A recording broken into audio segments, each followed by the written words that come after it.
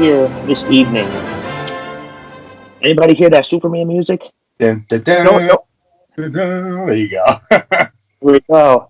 Ladies and gentlemen, I have here the Man of Steel, Mike Verna. Dude, how the hell are you? I'm good, man. And like I said off the air, I'm excited to be on here. You have a great show, great great podcast all around. I'm happy to be a guest. I'm happy you reached out to me, so I'm pumped up. Let's get it rolling. Dude, I surely appreciate that. Like now I get to sit here and tell the guys like, hey, he saw our stuff. So definitely brings a lot more confidence. I got to be honest with you. Don't let any wrestlers kayfabe you because we all seen the stuff. If Right. someone's email, if our emails are out there and we catch an email, we're looking it up before we answer it. Oh man. All right. So, man, it's been pretty difficult probably these past 10, almost 12 months now, as the world's been going through this pandemic. First and foremost about your health and your safety. How have you been, adjusting to these past couple months here? Well, thanks for asking. I hope the same goes for you. I hope everything's healthy, safe, whatever it may be. For me, it was actually okay. I did have COVID. I caught it. I caught it back in July. Actually, on my 29th birthday, I had it. So I didn't really have much of a celebration. Not much I can do anyway because I live in New York City. So we're still shut down. But I didn't really have many side effects. My family caught it as well. No one really had many kind of, severe side effects. Thank God. We kind of got over it. Kind of like a 2-day intense flu. We moved on. We got the antibodies. Things have been good since then. But other than that, thank God for the health. But just in general, with life itself, has been, it's been stagnant, and that I think that's the thing that sucks the most. I was actually, a little off topic, but on topic, on the topic of COVID. We were getting emails this morning because I'm a college baseball coach as well, and we were getting emails this morning about the season once again potentially being canceled. So, it's little moments like that I think this entire year, really puts things in the front view mirror where you're like, yeah, you're missing out on a lot of things. And the hands of time, it doesn't get any slower. So, 2 years of nothing, that's what sucks. But, obviously the health of everyone who is affected by this virus is, to me, that's the most important thing first. But hopefully we can get back to real life because these last 12 months, as you said, or almost 12 months, have not been fun. Right. And, you can't be too promiscuous, now say, because now there's like all of these different forms of COVID. Now there's like a COVID from like the UK and all these ones are being transmitted. So now it's like, now you got to be, extra steady and careful. But, you talked about being a baseball coach. The last time I saw you were a assistant head coach for your old high school, James Madison. How is that going? Oh yeah. So that's where I started. So when I had a tough decision in my senior year of high school, if I was going to go on to play college ball or if I was going to go on to pursue this now wrestling career. And at the time, it was a very tough decision because you never really know what the move is. You never know what the best idea is. You spent your entire high school and basically youth career playing baseball at a competitive level, becoming a good ball player. And then you reach that age where you're just like, maybe I don't want to commit my 4 years of college to the game. And mind you, this is me talking as someone who knew they weren't going to make it to the big leagues. I was a D2, D3 player at best. So I'll be very modest and humble when it comes to that. So I kind of looked at it from a standpoint of, do I want to spend the next 4 years kind of, riding and dying here as a college athlete, or do I want to spend the next 4 years as a college guy? So I kind of went that route. And in the back of my mind, this is when I started getting back into wrestling. And I said to myself, I was like, I'm finding baseball to become more of a job and wrestling is becoming a passion. And you know what they say, when something's a passion, and it has the ability to be your job, then it's not work. So you might as well pursue it. So something hit me and I said, all right, let me go and let me try this wrestling thing out. And by doing that, I ended my playing career, at least at an academic level. I still played men's ball and semi-pro baseball for a little bit in the Long Island area. But that led me to coaching at my old high school. Once I told my high school coach that I wasn't going to play college ball, he wasn't very happy. So he said, okay, if you're not going to play, do you want to stay in the game? And I said, yeah. So he said, all right, here's a job as an assistant coach. I moved my way up from a bottom totem pole coach, basically just a catcher's instructor early on, to being the assistant head coach and up until my last years there, which eventually led me to securing a job. This would have been my third season, but obviously last year and this year potentially at the college level. So I love that. And like I said, back in the day, baseball was work, wrestling was passion.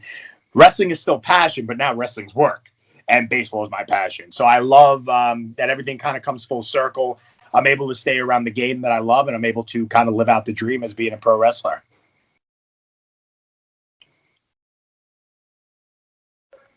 Did you lose me?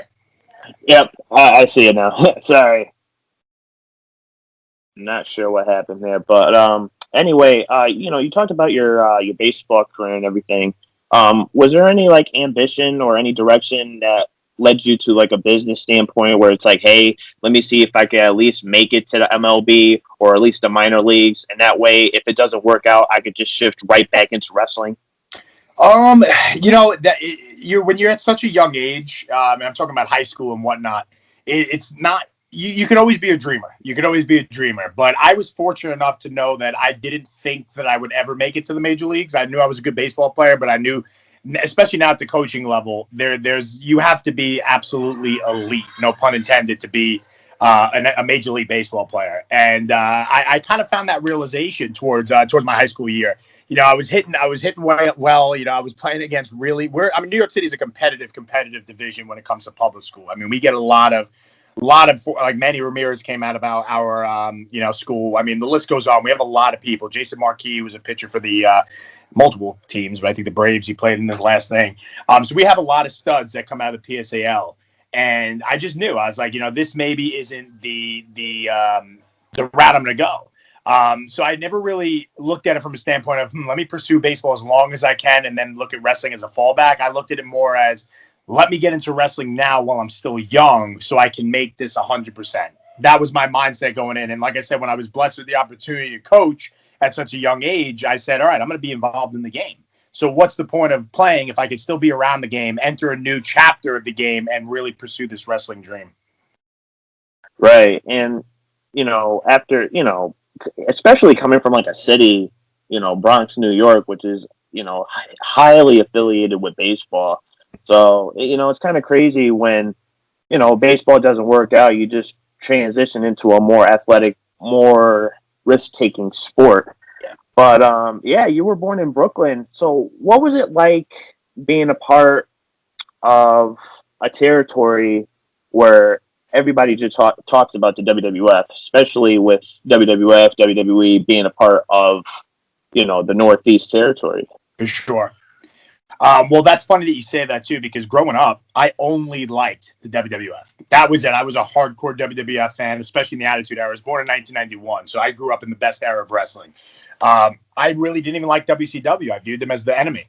That's how much I loved the WWF. But the funny thing about it is that I didn't know anything about the indies. That's the most interesting thing is like, one of my trainers, and I'm sure we'll get to that, but one of my trainers is Joel Maximo of the SAT, who is, an incredible independent wrestling icon and early ROH, early TNA icon. And I didn't know who the fuck he was when I first started training with him because I wasn't a fan of indie wrestling or TNA or ROH. I just watched WWF. So going to all these shows as a kid, Nassau Coliseum, Madison Square Garden, Prudential Center. They had the Continental Airlines Arena back then. All these in the tri-state area. It was just that's what it was all about. It was always WWF hardcore. Now, what led you, one day, stumbling upon TV? Like, what led you to that point where it became a consideration? Like, hey, maybe I should give this an opportunity. Like, was there any moment while watching wrestling, or maybe just attending one of your first shows? It was definitely obviously as a kid, like I said, touching back on baseball, I loved baseball. I loved wrestling. I really, really loved the both of them. I was obsessed with both of them, but I never thought that you can actually become a wrestler. I used to think that Vince McMahon found these wrestlers in circuses and, different countries, and they just found all these crazy people and said, all right, we're going to teach you how to be a wrestler.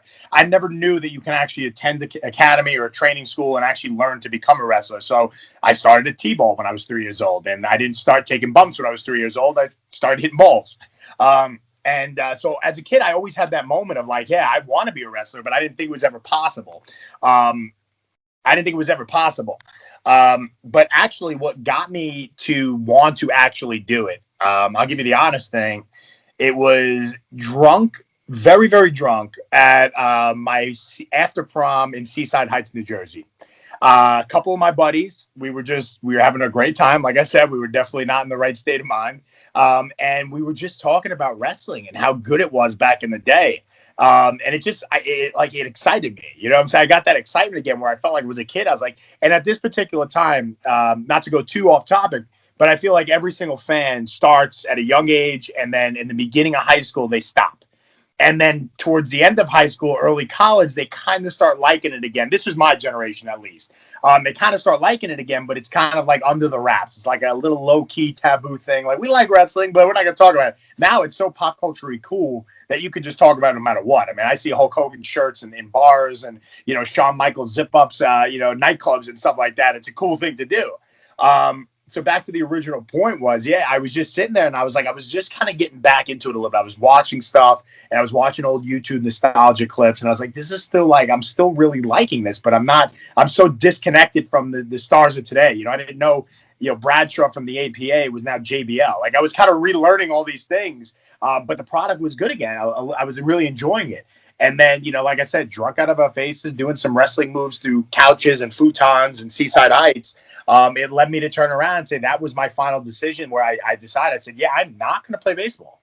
I'm going to pursue this. I really want to do this. I already had it in the back of my mind, but it wasn't something, like I said, that I thought I could actually do. And drunk and after prom, that'll do it for you. Right. And then you talked about Joe Maximo, which basically he is the owner of FSW. How is it like going into a facility where not only you'll be able to train and work out, but also get the opportunity to say, hey, you want to start training for wrestling? Here you go. I mean, it's great. Like, that was the thing. So I started at NYWC out in Long Island. And my first two trainers were Alex Reynolds and Tony Nese. It's once again, like I said, when I knew I wanted to be a wrestler, the next step was, how do I do it? So I went to Nassau Coliseum, one of the last shows, and I think it was 2011. And it was when Zack Ryder was flaming hot with WWE at the time. And I had met Big O, who eventually became my tag partner down the line. But I had met Big O, who was featured on True Long Island Story weekly. I met him at the snack bar. We talked. We took some pictures. I marked out to him. And, I said, I was like, so are you being a wrestler? And he said, yeah, I'm training at NYWC. Take a look at it. And he had given me the information. I looked him up online, and I said, all right. I made a call, and I showed up that following Sunday, and I started my first day of training there. How I met Joel was Deer Park, Long Island is actually where I'm at right now, but I live in Brooklyn. It's about an hour and a half away, especially during traffic. So it's not the easiest travel, especially at 18 or 19 years old when I started training. And I did about a year with Alex and Tony. And I'm telling you, they taught me every basic that I possibly needed to know to get me to where I am now. Because if I would have met Joel and I didn't have their basic foundation, it would have been a totally different experience. So I thank them so much. I can't put them over anymore. But real life kicked in. I was a student full time. I was working full time. It was just hard for me to get from Brooklyn to Long Island 2 days a week on a strict specific schedule to do this pro wrestling thing. So I kind of fell into a situation where I was like, damn, I gave up baseball. I gave up all this stuff to be a pro wrestler. And now I find myself not being able to do it. So I took about a year off, got everything situated. And a friend of mine who eventually became another tag partner, was also an independent wrestler by the name of Talon. He was the head trainer at my workout gym. And he as well was a wrestler. At the time, I didn't really know. And I just stumbled across at the front desk one of the flyers for a show that he was on. And I said, holy shit, this guy's a wrestler. So we eventually ended up talking, and one thing led to another. he introduced me to FSW, which was in Brooklyn. And I was like, holy shit, there's a wrestling school in Brooklyn. So I don't have to try it. And it all just came, it was a perfect situation. I showed up, I met Joel, and I had my first match in 2013. He was my finishing coach. He was the guy that basically made the Man of Steel or helped make the Man of Steel. So the rest is history from there. Oh, all right. So going down the line there, while you were building this persona or like this character for yourself, um, especially during your training process, was there anybody that you were watching down the line that you tried to manipulate in some ways, shapes, or forms?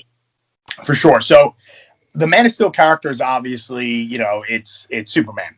It's that. But when I first debuted that character, I didn't want it to be a total ripoff of Superman. I didn't want it to be something where I was going to have the song that I have now and the cape and all that stuff. I kind of wanted it to just be a nickname like Chuck Liddell has the Iceman or Conor McGregor has Notorious. I just wanted it to be Man of Steel. But as time went on and the fans kind of started adapting and really liking me and I was getting over in the territory, I just said, let's go 100% with this Man of Steel thing. Why not? And it's worked, thank God. But now to answer your question, obviously it's a lot of studying of the Superman mannerisms, the Superman outfits, the Superman characteristics. Ironically enough, I was also more of a Batman fan growing up. I didn't know much about Superman at all. So I'm learning that as we go, which is fun. But in regards to in the ring, my three go-tos when it would come to actually studying based on my style, my size, and what I look like, I would always study Kurt Angle, Dean Malenko, and Chris Benoit. Those three right there are the guys that I said, okay, this is my style. This is what I have to work with. They can get up on the top rope when they need to. They can grapple and be technical when they need to. They can do the lucha when they need to, and they can tell a story. You know what I'm saying? Like Kurt Angle in 2006, he was one of the best all-around performers that I've ever seen, and I think his run then is what started my run early in high school of getting back into wrestling because I was like, this guy is just so entertaining. And you ended up debuting in 2013 for Warriors of Wrestling, which you spent roughly probably around a year or so. But then going into FSW, how was it like working with the likes of Whiplash? Talking about a guy who's been around the business for almost 20 years. So how was it like to gain some of his knowledge and pick his brain a little bit? Yeah, I mean, Whiplash, I'm happy that you brought him up because he doesn't get enough credit that he deserves. I think he along with Angel Ortiz, who's obviously Ortiz now with the Inner Circle, and Joel, the three of them, when I got to, the FSW school, those are the three guys that really helped me, create my style, really finish my training process off. Whiplash is a great teacher. He's hilarious as a guy. He's one of the best in-ring guys all around that I've seen. I wish there would be more eyes on him because I really can't speak highly enough of his in-ring ability. Like, he is so good. I mean, he's the one who gave me my finisher now. You haven't been able to see it on AEW yet because, well, my record isn't the best, but we'll get there. You'll see it eventually once I get those W's under my belt. But if you see my independent matches, I mean, the finish that I use, he helped me put that together. So like I said, with Whiplash, I mean, just any kind of experience I was able to get from him, especially when it comes to in the ring, I'm very thankful for. And I hope to see him down the road on a big stage. Now, fast forwarding a little bit up to current times, you talked about AEW. Now, kind of led me to a little speculation because a couple months ago, I believe it was you or I believe it was JT Dunn, shared a picture of you guys at, I would want to say, like a dark show or a regular TV show. Yeah, we actually this run around into current times wasn't my first experience in AEW. JT and we went to the second and third episodes of Dynamite. And this was before Dark really existed on the level that it's at now. The Dark matches that they had were before Dynamite in front of a live crowd. It was only about 3 matches. And they usually featured their roster guys, not so much unsigned guys and new faces that came in. So there wasn't matches at the time for us, but we were invited there because we're associated with Northeast Wrestling, which is, to me, one of the best, if not the best independent wrestling company. Yeah, it's top of the line. I'm so happy to be a part of that company. It's so much fun. Can't wait to get back to see them in front of a crowd because that place is always electric. So, Cody had a great relationship with the owner, Mike, because Mike used to be very close to Dusty. And, when Dynamite first started, we were there as guests. We were there as invited guests. And, we just were able to kind of be in the locker room. And mind you, a lot of the guys that work for AEW now, they work for NEW and they work the indies. So like we had really good relationships with them coming up already. So it's cool to see them all on a great big stage now. And it was kind of cool because it's like, all right, this was the beginning of kind of getting our foot in the door there. And then as time passed, obviously the pandemic kind of put things in question. And at least for me, speaking for myself, it's good to kind of circle back now and kind of get that foot back in the door and kind of, work my way to the part where hopefully I'm a mainstay there at AEW. And then we have a lot of unfinished business. And then, shout out to JT because it's only a matter of time before I think he joins me. I hope so. I mean, JT, he's had more TV experience time for the time being, especially his time in Impact a couple of years back. But talking about, AEW, Cody, and the affiliation with Northeast Wrestling. I'm from Waterbury, so I've seen a lot of these shows as you guys come your way to my city. Back in 2019, I'm sure you know this, Over the Top, you and JT causing melee, all of a sudden, Adam Page, Cody Rhodes, it's the stare downs of the stare downs. Now, this was obviously before AEW Dynamite was launched later on in October, but maybe during that time, maybe that same day, was there any talks during that time of like early development or early like call-ins, like, hey, we want you guys to come through, test the waters a little bit? Yeah, for sure. I won't pull any punches. We definitely did. And, the good thing about that is Mike put us in a situation that night. And he didn't really tell us, just to be clear. He didn't tell us what was going to happen. We had an intuition that Cody was definitely going to be there. We didn't know who else from the Elite would be there. It ended up being obviously Hangman. But we didn't know what we were doing. We knew our match that night was against SCU. So we knew that we were already going to be wrestling someone from the company that was associated with AEW and the Elite in general. But we didn't know what we were going to do in regards to Cody. But Mike did say, get ready. It's going to be a big night. So we had a little bit of a gut feeling that we were going to do something. And then when the melee happened and everything went good, it was almost kind of like a test. And it wasn't a bad test. It wasn't something where it was like, oh, we're going to test these young guys and see what they can do. It's sometimes when you're put in a situation as a worker in kind of like an improv situation, even though we were able to kind of talk a few things out, it's kind of like how do they present themselves? How are they able to step up to the plate and hit a home run? Or are they going to squander under the pressure? Because those Waterbury shows, as you know, make it packed. We have 1,000+ people there, so it's a good environment, and especially right now, the way wrestling is, 1,000 people sounds like 100,000 people.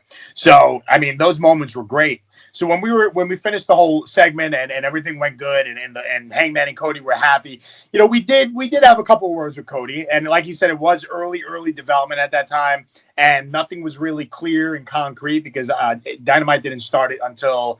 If that's January, it didn't start for another almost a year later, 9 months later? About October. Yeah, so there was still a lot of things in the works and a lot of things that were getting fine-tuned. But, we let them know. And I'm happy, too, because, I'm at this point now where I have so many other things going on in my life between acting career, which has been successful, thank God. Obviously, like I said before, coaching baseball.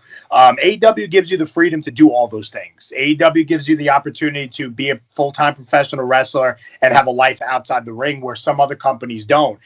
So I'm happy everything worked out this way. Like I said, I got a lot of work to do still. I got a lot of earning, especially in the win column, before I can turn around and say I'm fully accomplished to where I want to be. But in the meantime, I'm so happy it's associated with AEW. I'm so happy that I was able to wait that time out and obviously get my foot back in the door with AEW. So everything happens for a reason. Now, any spoiler of when we might actually see you on live TV every Wednesday?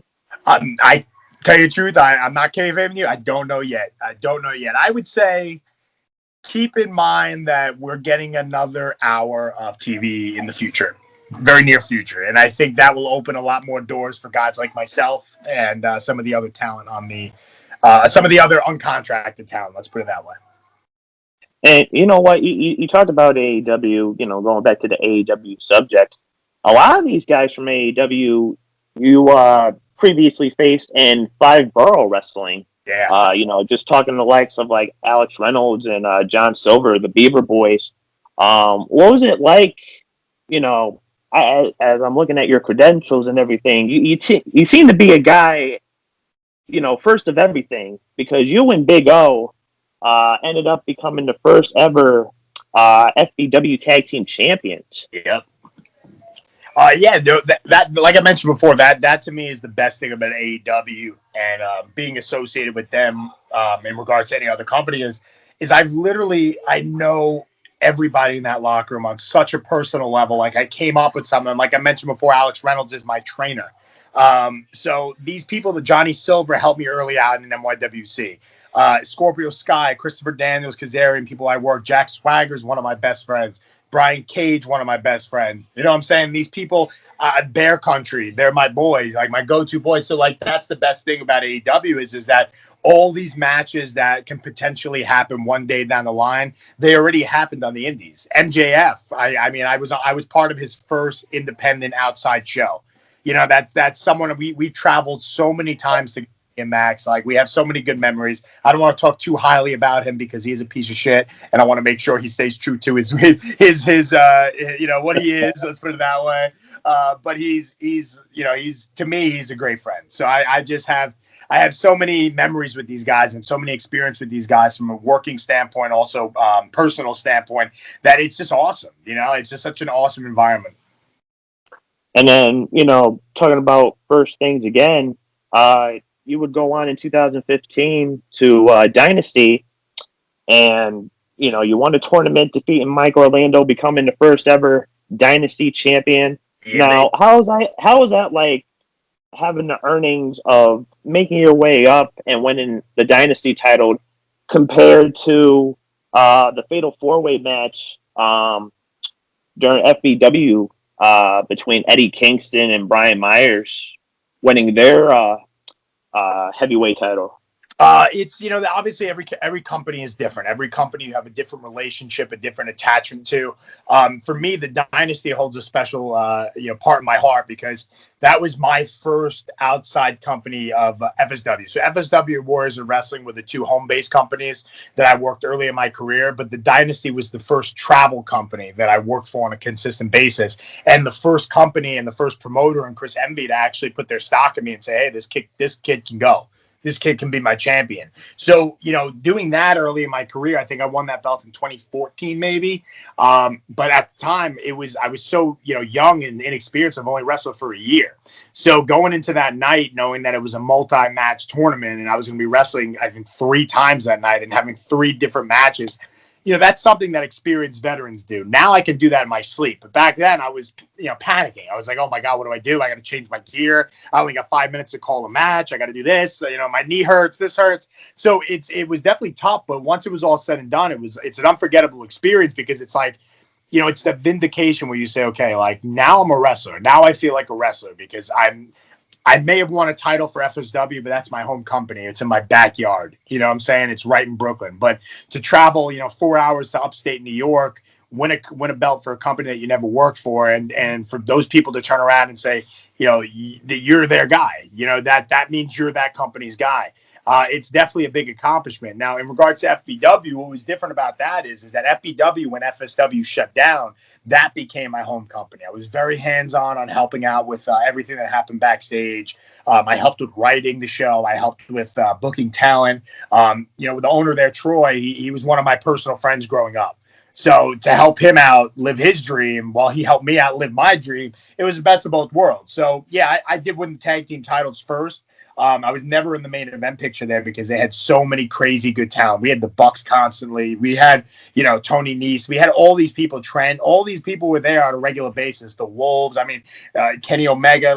So Mike Verna, 3 years into his career is not going to be main event in that show. But when I finally got up to the point where I was over, especially since it was Brooklyn, the best thing about any company that you work in your hometown is you have the ability to get over quick. And being that that company runs every month in your hometown, you're able to be there every month. So now you become bigger, if not bigger than some of those names, equal to the big names like Kenny Omega and the Bucks and all these big draws that they bring in to the fans' heart. Just because you're over and you're the hometown boy, you're just as big as the stars. So it's great. So when I finally worked my way up to have the opportunity to wrestle for that title, I was like, all right, now I'm starting to feel like, okay, now, the Dynasty was more of a company that was out in upstate New York with not many names on the show, a lot of homegrown guys. FBW was star-studded all the time. So to be the champion of that company, that was a second, validation of my career where I could turn around and say, now I'm starting to get somewhere because I'm wrestling here with Eddie, Brian Myers, Anthony Gangone. Anthony Gangone was, a big-time indie guy in the area, and then Brian. I don't got to speak much more about Brian and Eddie. So now to be in a match with those four guys, I was amped. I was ready to go. And when it was all said and done, I was happy with the outcome, and I was happy to hold that belt. And, I want to talk about Eddie Kingston here because I feel like Eddie Kingston is probably one of the most underappreciated guys of all time.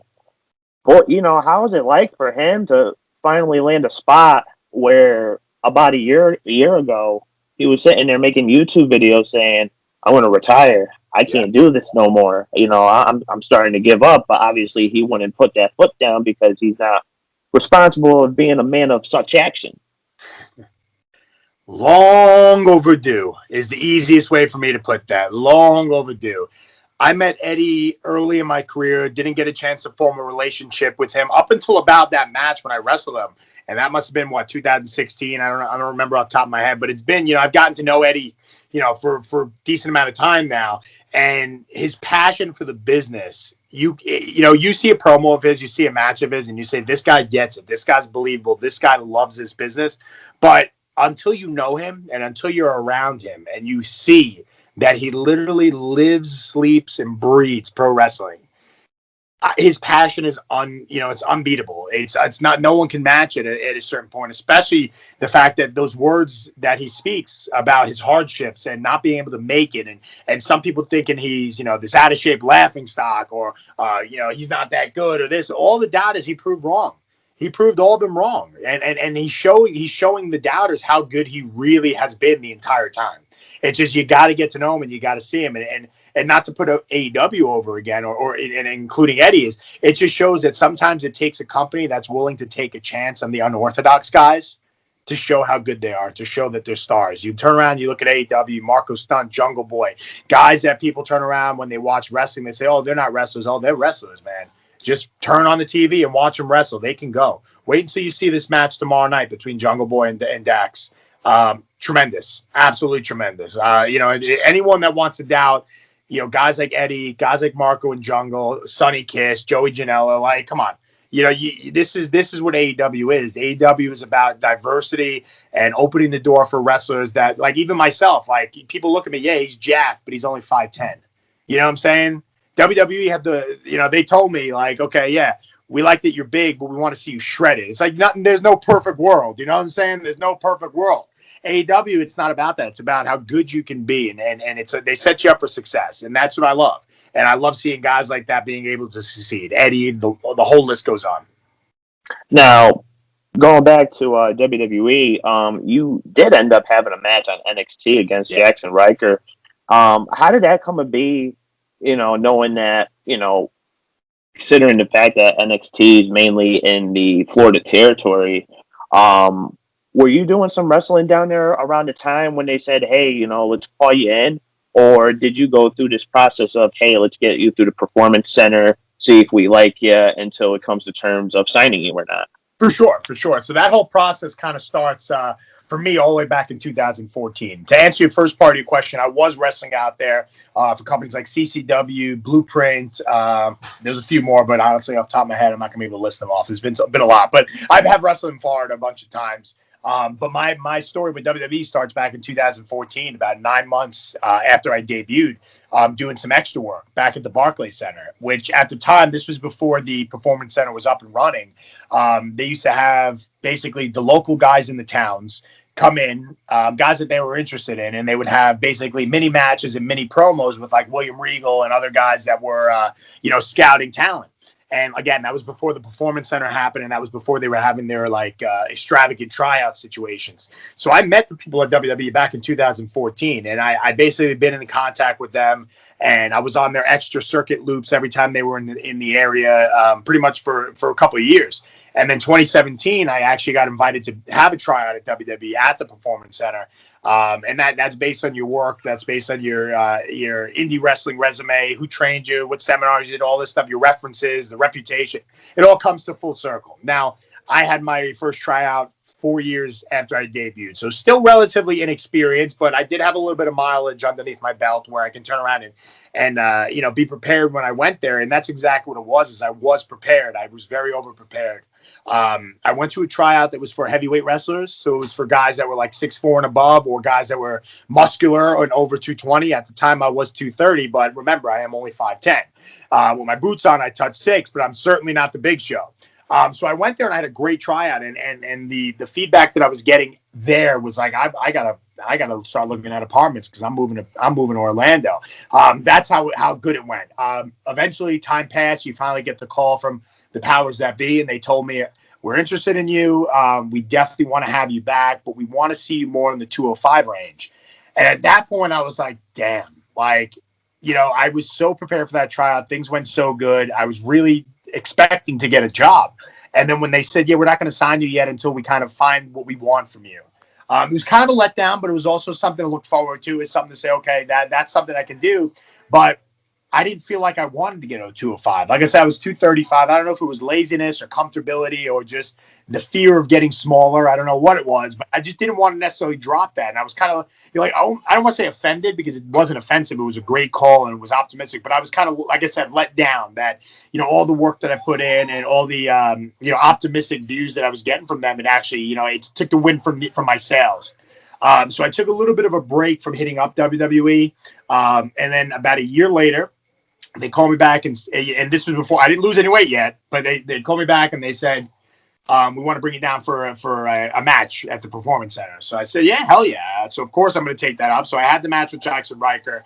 It went how it went. Again, good stuff, all the good feedback. We'll let you know. We'll talk to you soon, all that stuff. So that's how I got the match, is basically just being in there where we're interested in you circle for so long. But the interesting thing was that that following summer, or that summer approaching, so that was December 2018. So that summer coming up, I trained with Joe DeFranco, Triple H's trainer, and he had told me, he said, Mike, why don't you get down to 205? He's like, I spoke to the people there. All you got to do is get down to 205. And I finally said, all right, frick it. Let me get down to 205. So I spent that entire summer getting down to 205. I was 4% body fat. I was shredded. I was in the best shape of my life. My endurance in the ring was great. But for some reason, my gut feeling said, and this was around the time that, I knew AEW was the thing, but it wasn't something that was up yet and running, and it wasn't something that I was really like involved in yet. But like I said, I said, you know what? No, like, I don't want to go there. Like, something told me in myself and my gut, and I said, I don't want to go to WWE. I don't want to be in a situation where, I can't pursue the things that I'm pursuing now, or, enjoy life outside of wrestling, because that's what it comes down to, is that you don't want to be in a situation where you can't have a life. And don't get me wrong, WWE is the major leagues. It's the top of the heap. No one will ever discredit it. And I grew up a WWE fan. I love WWE. I love professional wrestling in general. But something just said no. And when I say these on podcasts, I don't mean it to shit on WWE, and I don't mean it to burn a bridge with WWE, because if the opportunity came to work for them, obviously I would consider it, and obviously I would have to turn around and say, am I going to do this or not? But my heart was in a different place at that time, and everything comes back full circle, and we'll see where I feel when the time's right. But right now my heart's with AEW. And is there anybody in particular during your time in WWE, during your transition and onto exiting, was there anybody in particular that was like, hey, come here, like, I'll keep my eye on you, and let's see what happens within the next couple of years or so? For sure. I mean, all the coaches there that I had at the tryout, those are the guys that are really like the unsung heroes. Those are the ones they're the ones keeping the notes. They're the ones remembering the faces and remembering the guys. And in the long run, those are the guys that are going to go up to the office and say, you got to take a look at this guy. You got to give a chance. The guys that signed you, the office guys, they're one of the memorable things I'll say when I had that tryout was they said that WWE is a company that fills roles. We don't need the best wrestler. We need to fill roles. But the coaches who are wrestlers, they know who the best wrestlers are. And they always keep those in the back of their mind. They always look at it and say, okay, this guy we got to remember. This guy we got to keep on. One of those guys for me was Steve Carino.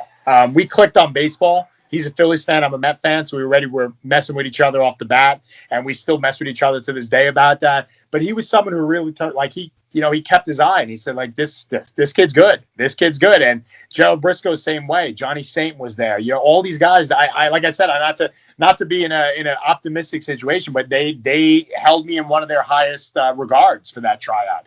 And it was a good thing. But, those are the unsung heroes. Those are the coaches were the ones that really had your back. Whenever you do extra work at WWE, it's a little bit of a tense environment because it's so hectic over there trying to get TV done.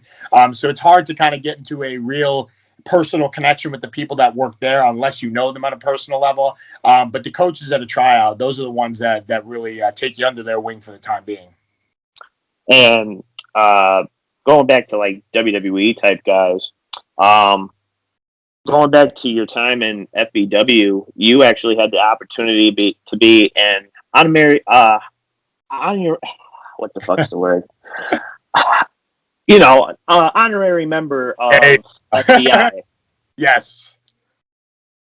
So how was it like, picking the brains with them and knowing like, hey, these guys have the WWE experience. This is something that I could take along with me, within the next couple of months or years.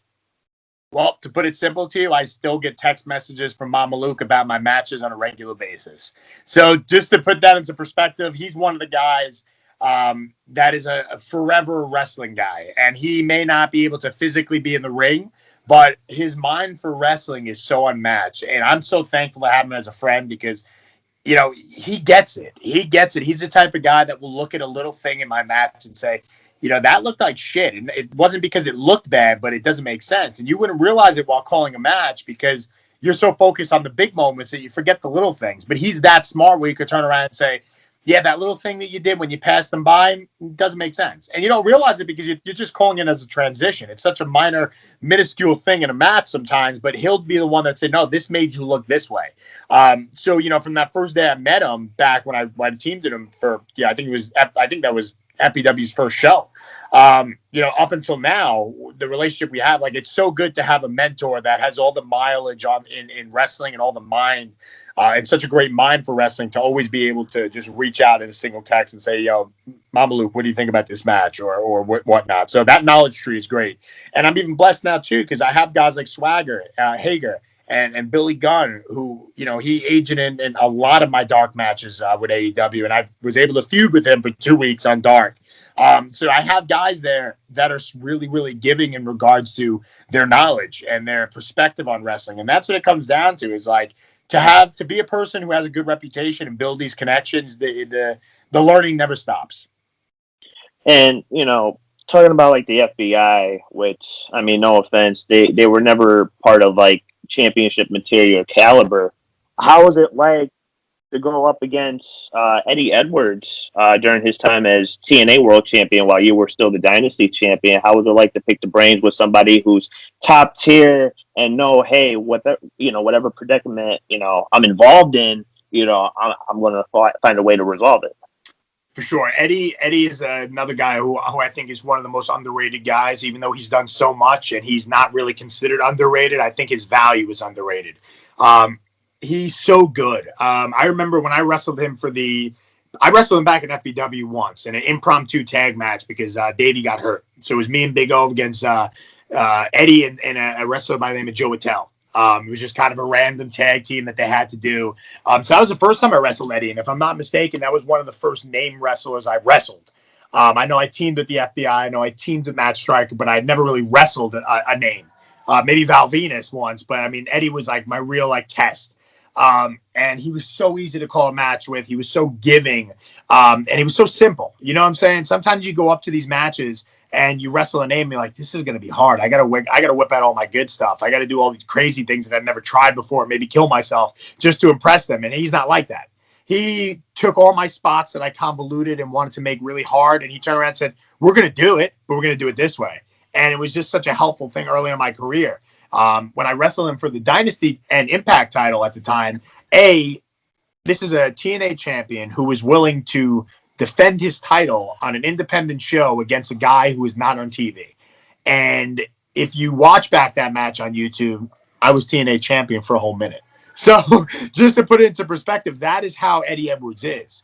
Eddie Edwards is the type of guy that says, as long as we have a good match and you keep me safe, we're going to make this work. We're going to make this good. And I can't thank him enough with that. I can't turn around and say, it's perfect situation. And his matches are always fun, and they always hurt because he has great chops. Now, was there ever an opportunity to have a tryout for Impact?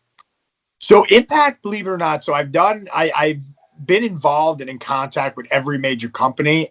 Impact is the only one over my career, other than winning their title for a minute, is the only company in my career that I've never had any kind of dialogue with. I mean, I speak to Don Callis now, and Scott D'Amore is obviously you see him in the AEW locker room from time to time, but I haven't had a chance to ever talk to Impact. I went to a couple of their shows that they did in Queens. I forget which restaurant or nightclub it was. I forget. I think it's the New York Ballroom or whatever it is that they do their tapings back then. So I went to a few shows there as a guest. I did, linger backstage. Like I said, when Brian was there, and he was champ, he just let me in. But I never got to the point where I was, ever in talks with them. Deanna Peraza is one of my best friends, and she always tells me, like, why don't you come here? Because I was like, well, because I want you to come here. So it's one of those things where it's tough. But Impact's a great company. And I think they're in a totally new direction of where they're going to go. And I think this partnership or ongoing relationship with AEW is going to be great for all companies involved. And I think the future is bright for every company that's not WWE. I think we're in a situation right now where WWE isn't the only game in town, and companies like Ring of Honor, Impact, and even MLW, House of Glory, companies that are, not considered players will now be players. Right. And, talking about TNA and everything, I mean, there's been rumor and innuendo, or at least from what I saw, that Tony Khan was actually interested in purchasing Impact Wrestling. Now, would you consider it maybe somewhere down the line, maybe like a co-branded pay-per-view on the Fight Network, or, maybe foreshadowing a little bit, maybe going ahead of my game here, but maybe going down to a point where AEW acquires all these Impact guys where it leads to a brand split? That would be interesting too. I've heard those rumors innuendo. I personally have no comment on them and no knowledge about if it's true or not. So I will not kayfabe you on that, but I have no idea if that's true or not. I thought about it. I turned around. I did think. I said, if AEW does acquire a bunch of Impact talent or the brand itself, would it be just AEW Impact and it would just be like Thunder and you keep those guys there and you keep Dynamite on Wednesday with the AEW guys? But then you have that weird elephant in the room of the OGs compared to the not OGs. And then you also have the weird elephant in the room of, the unsigned guys or the new talent that's coming in where it's like, oh, those guys are not taking my spot. Or you also have the elephant in the room now of when do we trade talent? So there's a lot of factors that go into it when you acquire a full company. I mean, if you remember WWE and WCW and ECW at that time, they had that great alliance angle, but eventually it all dissolved into WWF. And some of those guys got lost in the shovel, released, or some became stars. So it would be similar, I guess, in a situation like that. If TK ever decides to buy Impact or any company for that matter, it would be interesting to see how the talent's distributed and to see what talent lasts or what talent goes away or goes to another company. And it would certainly be interesting to see if that becomes the second brand of AEW. But I have no idea. It would shake the world. It would shake the wrestling world. No doubt about that. And, fast forwarding a little bit and kind of branching out another company here, New Japan Pro Wrestling. Last year at NEW's Over the Top, you and JT teamed up together against GOD. Was there any thoughts on maybe taking your taking your talents to Japan or somewhere in the dojo? I mean, yeah, New Japan, you can never leave them out of the discussion when it comes to, the top tier companies in the world. And New Japan is what it is. It's a legacy. It's a dynasty, no pun intended. It's what it is. I don't think, it's hard to say. Damn, because when the opportunity is given to you, that's when it changes your mindset. But, you know, when you think without the opportunity in front of you, what you would do, I don't know if I'm like, again, I have so much attachment and different side careers going on, and that could be a detriment to me for all I know. It could be the reason why I'm not in companies like New Japan and whatnot. But, you know, I don't know if I'd be able to fully commit to going to Japan on a full-time basis just yet in my career. But to do a tour in Japan, especially if it's with New Japan, I think they would love the Man of Steel. I think those fans would fall in love with the character. Right. And going a little bit forward here, when can we expect, you know, this next version of the Man of Steel? You know, the guy who will finally like embrace of ripping the shirt off in front of an AEW crowd and just, you know, getting that opportunity of saying, "Hey, you know, this is what I made. This is what I'm made of." Yeah. Well, I think I'm getting to the point now with all these matches accumulating and the decision not going in my favor that eventually there'll have to be a breaking point. And once that breaking point happens and the Man of Steel turns into Bizarro and things get wild, that's when the world may really see what I'm capable of. All right, guys. This is we're going to wrap things up here for the podcast. Mike, before we sign off here, was there anything that you wanted to plug in, maybe promote or share with social media? Yeah, for sure. And first of all, Dan, again, thank you for having me.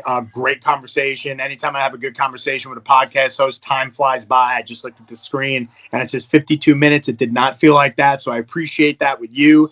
I would definitely like to come back. So for the fans listening out, you can follow me on all social media, Man of Steel MV. You can watch my matches, whether they're on AEW or the independent circuit. Support all forms of wrestling. We're in a tough situation right now when it comes to wrestling. And without the fans, we are nothing. So buy your favorite wrestler's t-shirt, buy an iPay-per-view, watch someone's Twitter, watch someone's matches, follow someone on Twitter and Instagram. Just keep the engagement going because without you guys, we truly are nothing. So thank you for that. Follow Dan's podcast, the WrestleZone podcast, because this has been a lot of fun to be on. And I'm definitely down to come back in the future. Hopefully after we rack up some W's to talk about what's changed in my game. And I'll definitely be looking forward to that.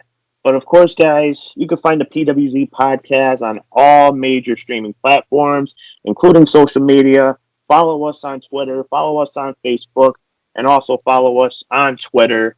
But if you want to look for me personally, you can always find me on YouTube at DanTheBeast94. So be sure to hit that subscribe button, especially if you're going to be watching my channel and you're not subscribed. What are you doing? Hit that button.